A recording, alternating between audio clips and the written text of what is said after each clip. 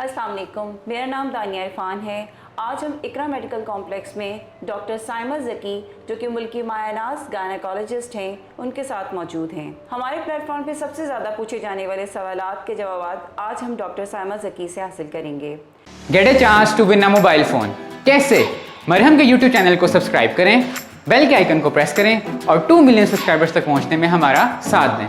तो अभी तक सब्सक्राइब नहीं किया? जाओ यार सब्सक्राइब करो।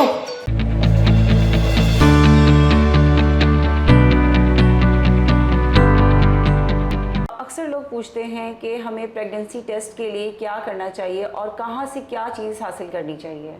अच्छा, प्रेगनेंसी टेस्ट दो तरह के होते हैं, ठीक है। एक तो वो है जो कि आप घर पे कर रहे हैं, होम प्रेगनेंसी टेस्ट कहते हैं जिसको। होम प्रेगनेंसी टेस्ट के लिए जस्ट आपने मेडिकल स्टोर पे जाना है और आपने उनसे कहना है कि हमें स्ट्रिप दे दें प्रेगनेंसी टेस्ट के लिए। तो वो आपको एक कंटेनर देते हैं और आपको एक साथ स्ट्रिप दे देते हैं और आप घर पर आकर उसको 5 सेकेंड्स के लिए डिप करते हैं।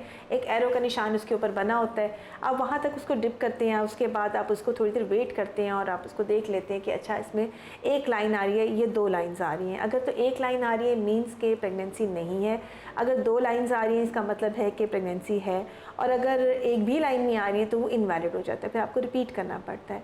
और दूसरा जो ज़्यादा ऑथेंटिक वे या कह लें जिसमें आपको पता भी चल जाता है, प्रेगनेंसी की ड्यूरेशन का भी अंदाज़ा हो जाता है, वो ब्लड टेस्ट है जिसमें आप वो जाते हैं और बीटा HCG का टेस्ट देते हैं और उससे आपको एग्जैक्टली पता चल जाता है कि प्रेगनेंसी कंफर्म है कि कन्फर्म नहीं।